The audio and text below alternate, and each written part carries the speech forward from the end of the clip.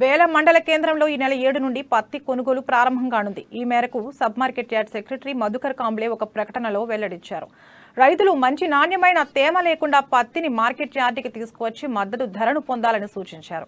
ఈసారి ప్రభుత్వ రంగ సంస్థ సిపిఐ రైతులకు క్వింటాల్కు 6,380 రూపాయలు ధరను నిర్ణయించిందని, ప్రైవేట్ వ్యాపారులు తేమ శాతాన్ని బట్టి 8,000కు పైగా చెల్లిస్తున్నారని తెలిపారు. ఈ విషయాన్ని రైతులు గమనించి పత్తిని మార్కెట్ యార్డుకు తీసుకురావాలని కోరారు.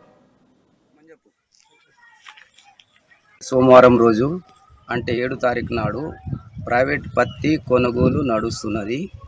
కాబట్టి రైతులకు సూచన ఏంటంటే మంచి పత్తిని తీసుకురావాలా, తేమ లేకుండా చూసుకోవాలా. మంచి పత్తిని తీసుకొస్తే మీరు మంచి రేటు పొందగలరు. మీరు మాయిచర్ పత్తి తీసుకొని వస్తే మీకు రేటు ధర తక్కువ అవుతుంది. అందుకే మంచి ఆరబెట్టుకొని పత్తి మార్కెట్ యార్డుకు తీసుకురావాలా. ఈ రోజు అయితే ప్రైవేట్ రేటు 8,000 పైన ఉంది.